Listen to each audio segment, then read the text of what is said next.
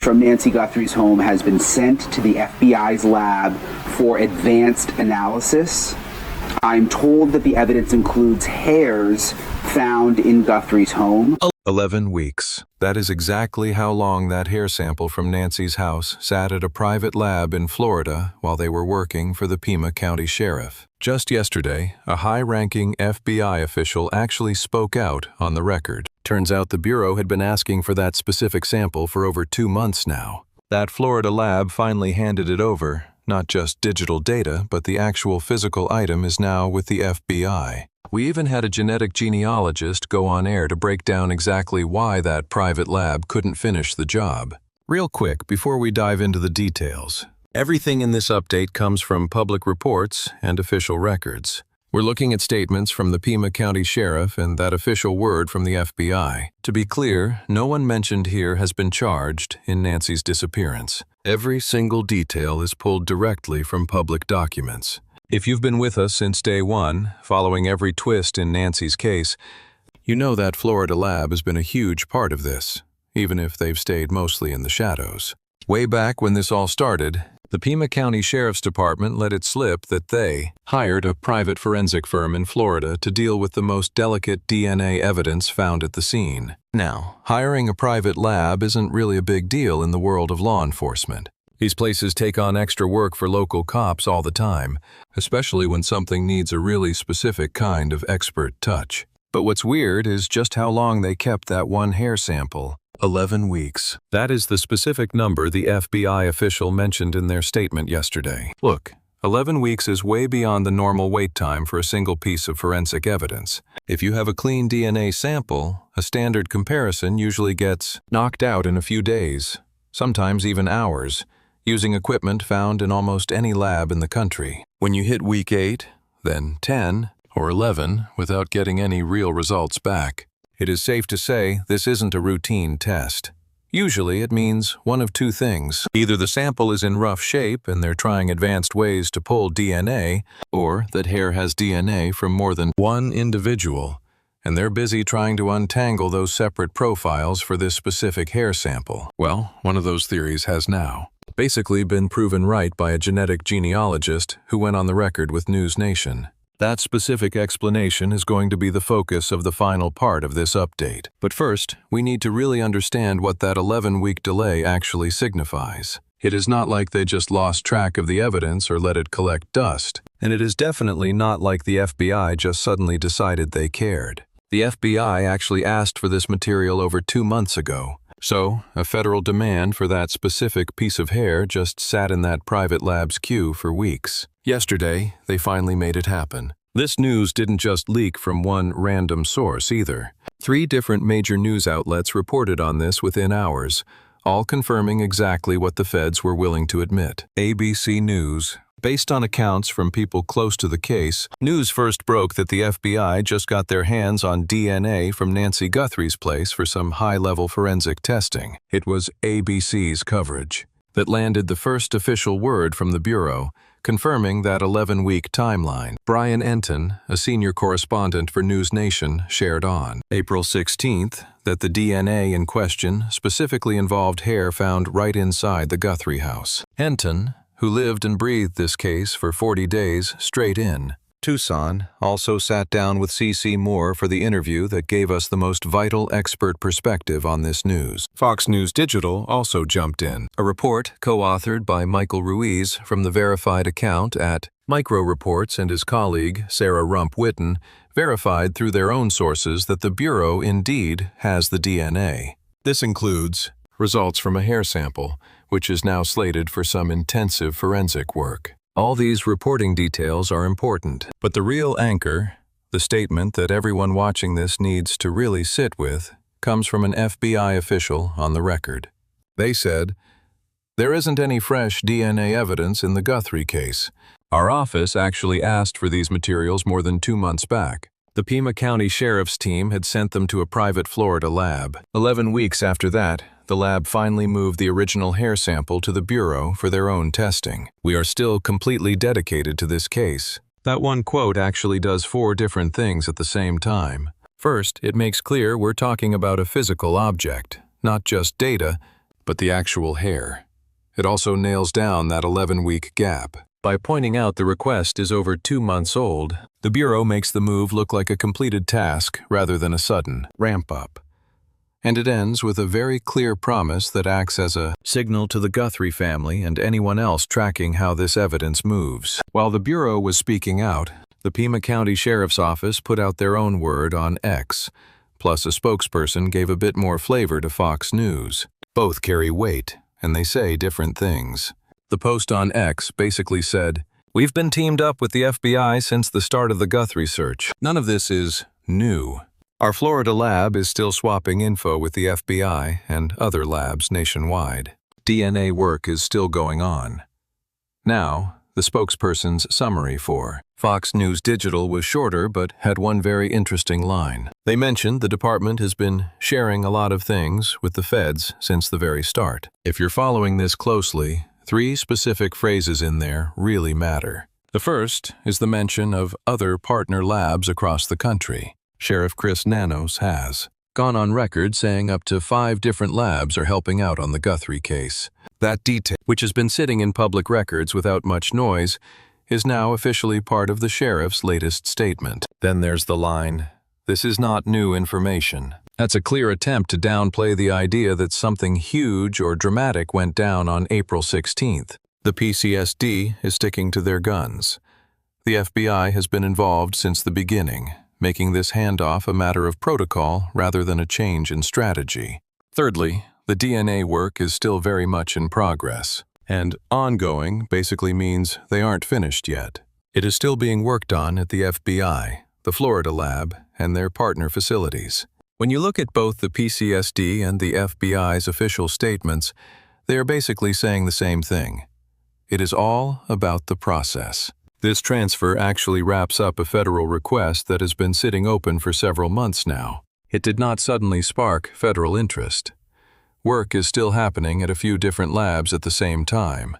Even if that April 16th handoff was not the start of the FBI's role, it definitely shifts what they are able to do moving forward. The shift really comes down to the difference between raw data and actual physical evidence. It is a line investigators draw much more clearly than most people watching from the outside. See, when a forensic lab pulls data from a DNA sample, what they end up with is a profile. Essentially just a collection of numbers, peaks, and ratios that map out the genetic material they found. But that profile is just a digital representation. It is not the physical sample itself. Think of it as a string of info. You can email it or upload it to a database in seconds.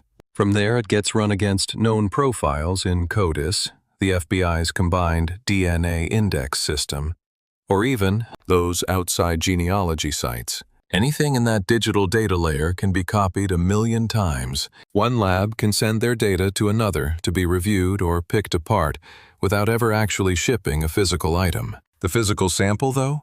That is a whole different story. We are talking about the actual piece of biological evidence found at the scene. A hair has a shaft, some pigment, and maybe a root with actual cells still clinging to it. Data cannot capture those physical traits. Plus, every single test you run eats away at a piece of the sample. If that first round of testing only gave them a partial profile, and they need more info, they have to go back to the physical item itself. You cannot just take an incomplete data set and magically make it more complete. Only the sample allows for that. So when reports yesterday confirmed the FBI got the actual hair, not just some digital file, not a profile, not just the results, it means the actual power to run new tests has moved to their laboratory. Whatever the Florida lab managed to pull from that hair over 11 weeks is done. Whatever happens next will not be coming out of Florida. It will come from whichever facility the FBI decided to send that evidence to. C.C. Moore is easily one of the most famous names in investigative genetic genealogy right now. She is the lead genealogist over at Parabon Nanolabs and has been, either directly or indirectly, involved in cracking dozens of cold cases using these genealogy techniques. We have been seeing her name pop up in the Guthrie case for weeks now. Just yesterday, while talking to Brian Enton on his Brian Enton Investigates show, Moore gave an explanation that finally makes sense of this whole transfer. Moore told Enton that the hair probably is not part of that messy, mixed DNA profile investigators have been trying to sort through from the house. Otherwise, the case would already be solved. So, we are likely looking at a rootless hair or just a shaft. Until recently, we were always told those did not have usable forensic DNA, or, in her words, not after it is cleaned for contamination. They have that now.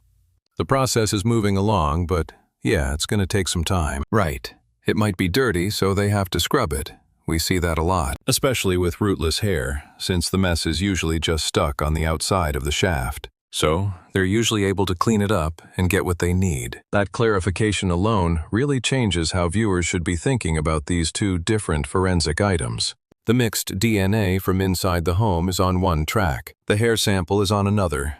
They're working both of them at the same time. She more than explained why that specific hair sample had to be handed over to the FBI. Her exact words were, "The fact they shipped it to the FBI is interesting because the Florida lab doesn't have the gear to pull SNP profiles from rootless hair. They just don't have the technology to extract those profiles from hair without roots. I'm guessing it's rootless because if it actually had a root, the whole thing would be pretty simple.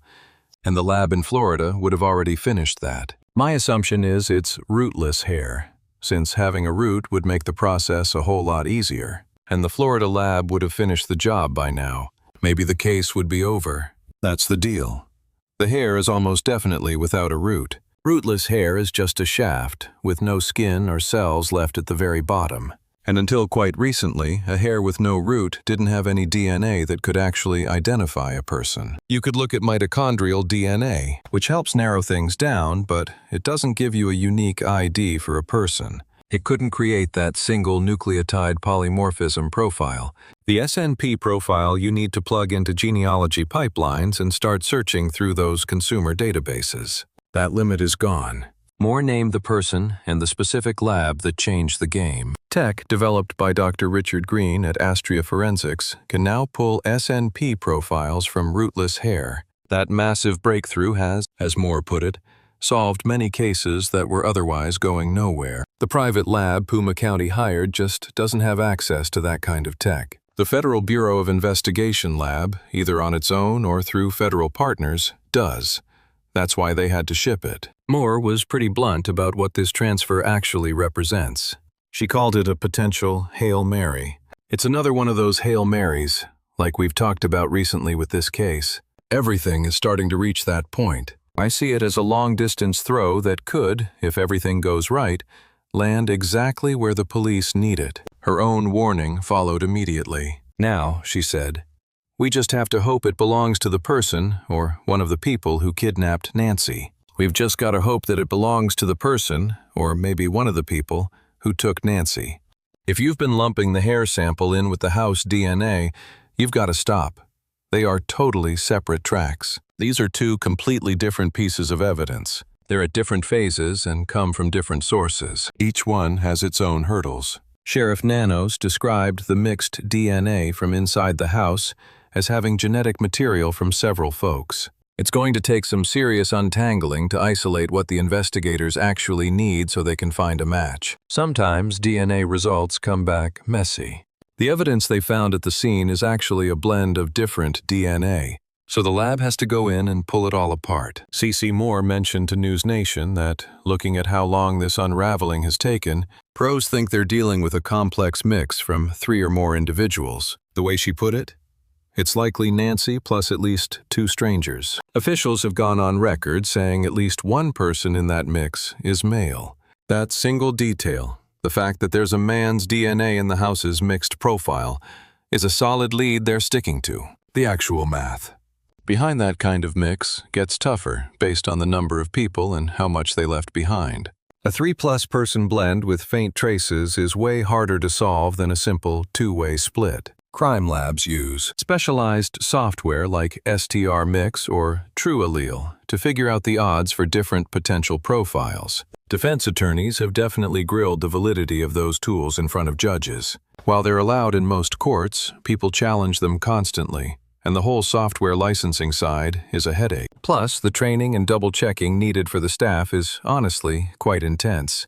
What Sheriff Nanos told, the local neighborhood watch group about needing maybe 6 more. Months to unweave those strands and find what the police are looking for refers specifically to the Maj house samples. That doesn't apply to the hair they found. The hair's timeline is strictly up to the FBI lab now, and it might actually move a lot quicker. Maybe using a totally different approach, since Moore feels the hair is, without a doubt, a clean sample from one person that just needed better tech than what the Florida lab had. Handing over that hair on April 16th didn't happen in a vacuum. It's the latest in a string of DNA tests that, so far, haven't given police the name they're looking for. And honestly, those previous failed attempts are exactly why this hair sample feels like such a promising new lead. Way back when things started, the Pima County Sheriff's Department sent some evidence to the FBI to check it against the CODIS database.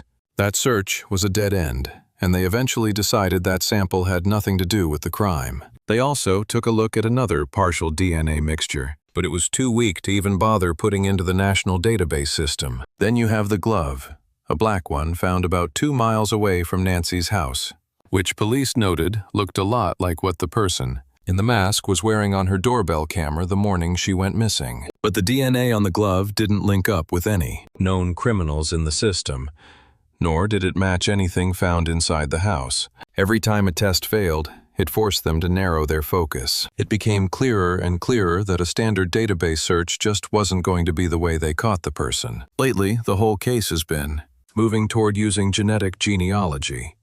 This shift really started back in February when an FBI rep told Fox News that they were already working on that specific process. They've already gone through and checked off other pieces of evidence from the scene, like those blood drops found on the... Police found a trail of blood leading away from Nancy's front door and stretching across the yard. This blood, which ended right at the edge of the driveway, was confirmed by forensic experts to be Nancy's.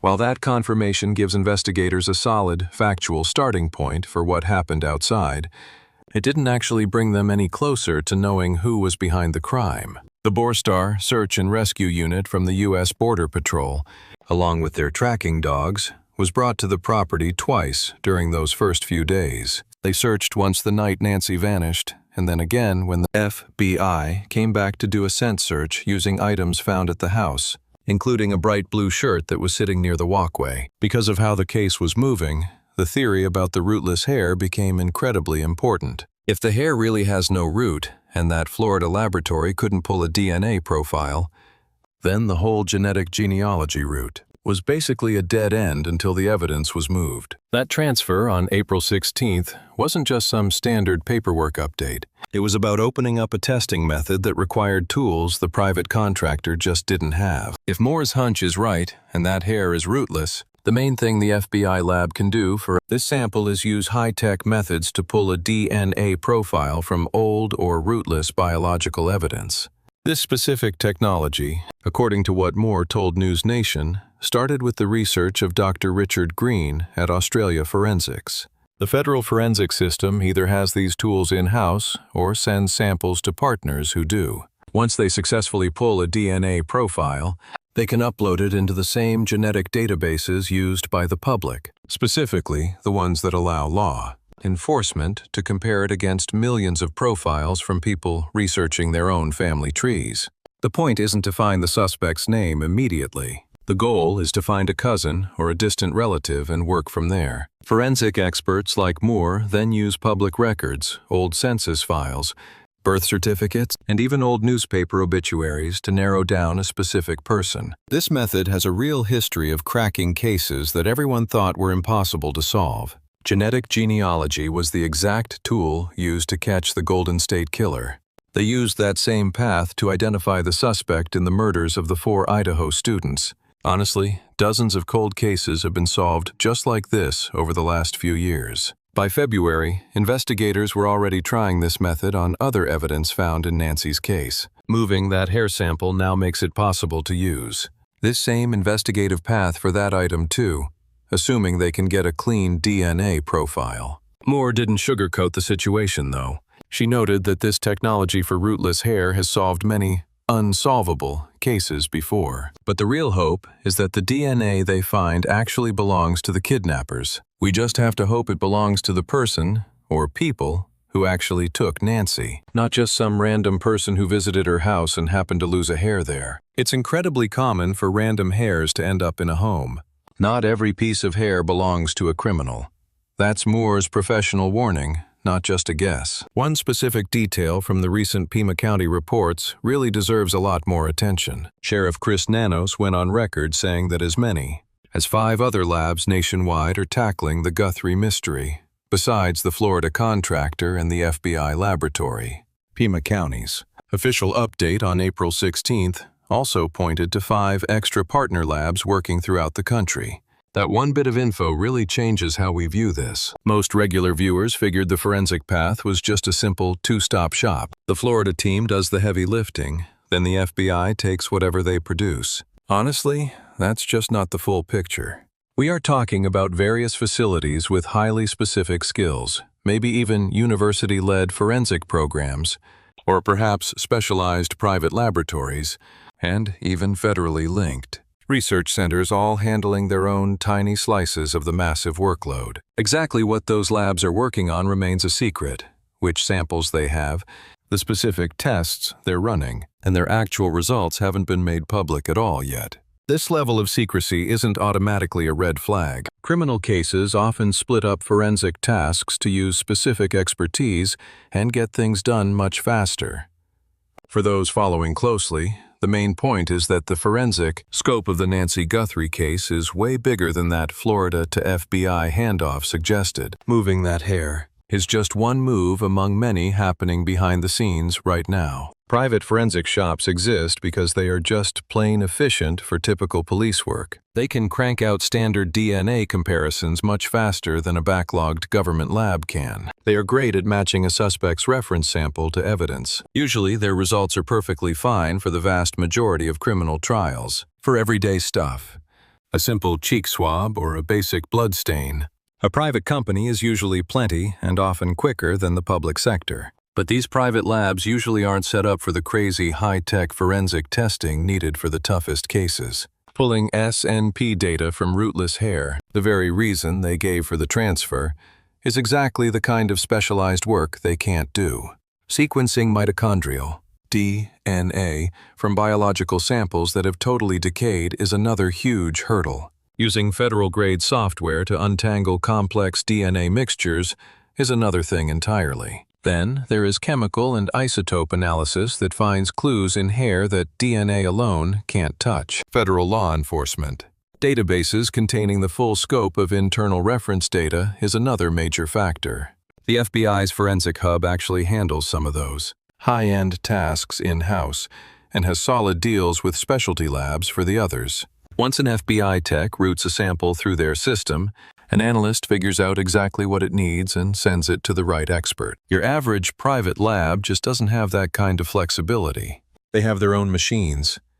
They do what those machines are built to do. Anything outside that narrow box means they have to ship it out. And none of that is meant as a slight against the Florida team. Our outside contractor's been grinding away on this tough case for 11 weeks now. Moving the sample isn't a knock on their work. It is just about getting the right tools for the next phase of testing. Whenever physical evidence changes hands, those chain of custody papers become a permanent part of any future trial or legal battle. Every person who touches that sample has to sign for it. Each move gets logged with times, how it traveled, and who took it. Courts scrutinize those logs if someone is eventually charged, especially when the defense starts questioning the evidence. That April 16th move from Florida to the FBI lab adds a heavy federal link to the chain. Federal chain of custody rules are basically the gold standard for paperwork in the whole American legal system. Intake logs, special packaging that shows tampering, double signature rules, and internal lab records create a paper trail that is incredibly hard for any lawyer to successfully challenge. If the Guthrie case ever goes to trial and this hair sample becomes a centerpiece, the federal paperwork trail that began on April 16th will be one of the strongest parts of the whole investigation. Here is the flip side. Longer chains mean more links, and every new link is another chance for a defense lawyer to find a hole. Bringing the FBI into the mix means future defense teams are going to pick apart every step of that transfer. The boxes, the shipping, the handling, the lab logs, the people involved. It is all pretty standard procedure, but those challenges usually fail when everything is documented correctly. And with federal transfers, the paperwork is almost always perfect. For the investigators and prosecutors on this case, this April 16th transfer gets them better tech and a tighter legal chain of custody. Both things matter. Neither one hurts the search for the truth. Both the Pima County Sheriff and the head of the FBI have now spoken publicly about this specific case. That is worth pointing out because it is just not something you see often in missing person investigations. Sheriff Chris Nanos has faced steady heat over the early stages of this search, including when he admitted he opened up the crime scene right when they first started looking. Some people think that move might have messed up the evidence. That critique is a matter of record, but it doesn't automatically ruin the lab work done by the contractors or the federal team now testing that hair. The chain of custody and forensic testing move along regardless of what people think about decisions made in the first 72 hours. FBI Director Kash Patel shared video of a masked person on the property from February 10th, 2026, and has talked about it openly, even mentioning on TV that there might be more than one person of interest. Seeing Patel's direct involvement shows just how important this case is within the federal system. Having a director focus on a missing person case is definitely not standard procedure. This kind of attention only happens when the Bureau decides something is a massive institutional priority. The fact that the director is personally involved with the public, the forensics are spread across several different labs, and a standing federal demand for physical evidence has finally been met. Combined with that formal FBI statement on April 16th, all of it proves this case is now at the absolute top of the federal food chain, regardless of what the sheriff's early mistakes may or may not have been during the start. The investigation we are seeing today is being handled at that elite level. For most of these past 11 weeks, anyone following the public updates on the Nancy Guthrie case, and that includes the person who potentially made her disappear, probably had a pretty clear idea of where the evidence was sitting. Just a private lab in Florida, a standard contract job, with a local sheriff's department moving things along through the usual, slow channels. That assumption painted a very specific picture. Slow equipment and limited resources, the kind of process that would just take as long as it took. Well, that picture is wrong now. The physical evidence has been moved. The facility handling the next round of testing is not the same one that did the first few rounds. The analysts who are going to examine that hair sample today aren't the same ones who had it last week. The tech they are using for this next extraction attempt is not the same gear they used before. Even the level of institutional importance attached to this item is light years ahead of where it was 7 days ago. Whoever did this hasn't been notified of this transfer through any official channel outside of news reports. There wasn't a press conference about it. There was no formal statement from the sheriff's office announcing they had started a new phase. The transfer just happened. A reporter over at ABC News broke the story. Another at News Nation added the huge detail that the evidence in question was actually hair. Fox News Digital verified it all and expanded on the original reporting. An FBI official finally went on the record. That is everything we know publicly. Everything else is going on inside facilities and conversations that we simply cannot see. For anyone who has been keeping a close eye on this case and assumed the evidence chain was just stuck, this transfer is a massive shift in strategy. The type of testing they can do right now simply wasn't an option a week ago. That isn't just a guess. It is exactly what C.C. Moore implied in her statement about what the Florida lab couldn't do when sheriff. Chris Nanos was telling the local neighborhood watch group that it might take up to 6 more months just to separate the mixed DNA samples and isolate what they actually need. But that timeline was specific to the messy DNA mixture found inside the home. It was based on how hard it is to separate a mixture of 3 or more people per cc, Moore's expert assessment. It was based on the specific tools and methods they had for that one analytical hurdle. That 6-month estimate does not apply to the hair. Moore says the hair is almost certainly from just one person. If the SNP extraction works at the FBI lab or whatever federal site they sent it to, the genealogy work could move forward in a matter of weeks, or, depending on how strong a match they find in the database, potentially just a few days. Moore has personally seen cases wrap in days with a solid hit, or drag for years when the match is weak. The sample quality and the matches it produces set the pace. For those who've been tracking time based on that 6-month guess, it's time to adjust your expectations. There isn't just one clock in this investigation. Try at least 2. The mixed DNA from the house is on its own timeline. That hair sample over at the FBI laboratory has a completely different one. Neither one has to finish at the same time as the other. Moving a physical sample into federal hands isn't some automatic, overnight thing.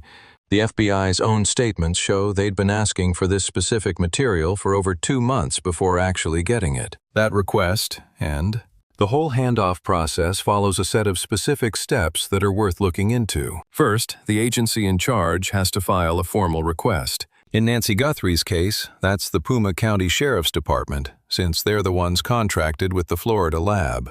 The FBI sent their request through that chain, being very specific about what they wanted and why. The Sheriff's Department then had to work with the contractor to get that physical evidence released. Only after the contractor's own testing was at a point where a transfer made sense. Step 2 is the intake paperwork on the federal side. Every piece of physical evidence the feds take in gets logged at arrival with documentation that follows that item through every single time someone touches it. Photos of the packaging, weight logs, double-checking the seals. All that paperwork builds the federal chain of custody record from the second the sample arrives. The third step? Internal routing.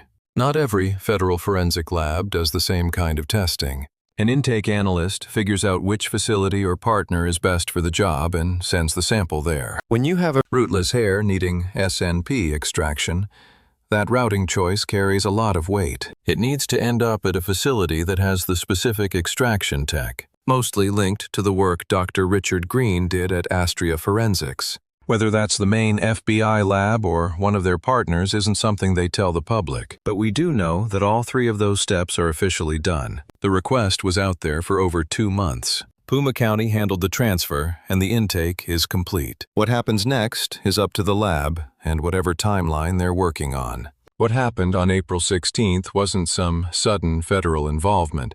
It's just the latest move in a pattern that's been building since the first week of this case. Federal agents were on the ground for searches very early on. FBI Director Kash Patel put out surveillance photos on February 10th that came from back-end data after the home's cameras were messed with. A federal official told Fox News Digital in mid-February that genetic genealogy was already being used on the case. Federal prosecutors went to the Guthrie home on February 25th to help the FBI with what the United States Attorney's Office for the District of Arizona called routine legal business. Then, on April 16th, the FBI lab took direct possession of a key piece of physical evidence. Every one of these facts on its own points toward the feds putting serious weight behind this local probe.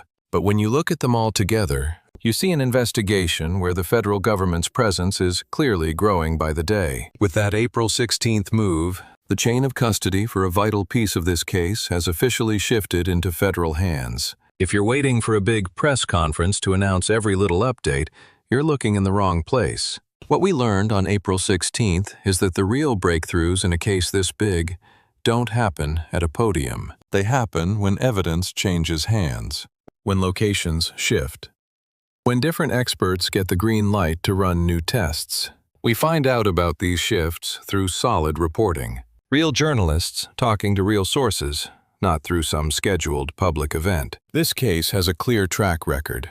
The news breaks in the headlines long before it's made official. That isn't going to change, especially since the internet has been spiraling with theories for 11 weeks now. It's why we have to be incredibly careful about what that April 16th report actually proves. For starters, this transfer hasn't identified a suspect. It doesn't confirm a match to anyone we've been talking about. It isn't even evidence against a specific person yet. Don't assume charges are coming today, tomorrow, or even anytime soon. It doesn't tell us who took Nancy Guthrie, and it certainly doesn't tell us when we will finally have that answer. The facts are narrow. The physical evidence has simply moved to a new lab. That facility has tools and technology that the previous one just didn't have. An actual expert in genetic genealogy went on the record to explain why this move was a necessity. Meanwhile, an FBI official confirmed they asked for this evidence over 2 months ago and finally got it. If you try to make this out to be something more, a sign of an arrest or proof of some online theory, you are just guessing beyond the facts. The actual reporting is very specific. This is a move about logistics, not a final conclusion. Moving evidence from point A to point B is not the same as catching a killer. Having the tech to run a test is very different from having the results in your hand. A federal lab taking a look is not a federal prosecutor filing charges. These are separate steps. Each one has to happen the right way for this case to get resolved. Between right now and the next time someone speaks publicly, a lot is happening behind the scenes that we aren't going to see in real time. That hair sample is being logged in and sent to a lab that can pull DNA from a strand without a root. They'll use Astria technology or a similar federal version, and the timeline depends entirely on how good that sample actually is. If they can get a clean profile, they'll upload that data to the genealogy sites that let law enforcement search their records. Genealogy experts working with the FBI, maybe even CC Moore, since she's already involved, will start the grind of tracking down family members. While they work on the hair, the lab is still trying to untangle the mixed DNA found inside the home. That lab in Florida, and maybe 5 other spots Sheriff Nanos mentioned. Each place has its own timeline. Right now, YSTR testing might be separating out a specific male profile. If the evidence is really damaged, mitochondrial DNA could help fill in the gaps for them. They can actually run chemical tests on the hair strand itself, regardless of any DNA info. Look, if you're following this closely, here is what you should honestly expect. The big breaks will come from reporters with solid sources at places like ABC News, News Nation, or Fox Digital, rather than from some formal press release. The story usually breaks way before the press conference even starts. That's been the exact pattern for 11 weeks now. This transfer doesn't actually tell us who took Nancy. It doesn't give us a name or a suspect yet. But it does prove a specific forensic door, previously shut by Florida's tech limits, is now open federally. If it works, if that hair really is rootless, if they can pull an SNP profile, or if a genealogy lead actually identifies someone, we'll find out in the coming weeks. A real update will eventually happen. When it does, a specific reporter or a named agency source will be the one to break it. Until that happens, the public facts are just that, public facts and nothing more. If you've been tracking the Nancy Guthrie case through all the media coverage, please subscribe. That way, updates on this and other investigations will stay right in your feed. This whole case is moving through stages that don't always make the nightly news. Subscribing is really the best way to keep up with the verified facts.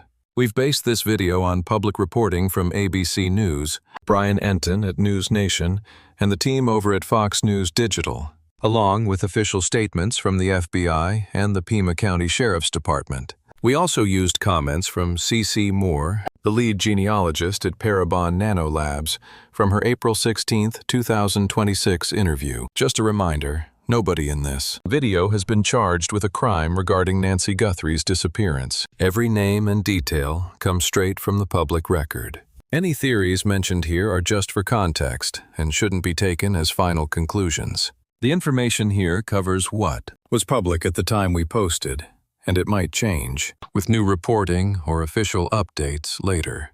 Tonight, the investigation into Nancy's disappearance stands at a critical turning point. After weeks of delays, unanswered questions, and quiet frustration behind the scenes, the evidence is finally where many believe it should have been all along, in the hands of the FBI. That single hair sample, once overlooked, now carries the weight of truth, of answers that could change everything. For those who have followed this case from the beginning, this moment feels different, closer, tighter, as if the silence surrounding Nancy is beginning to crack. And now, more than ever, it feels like the truth isn't just out there, it's approaching fast.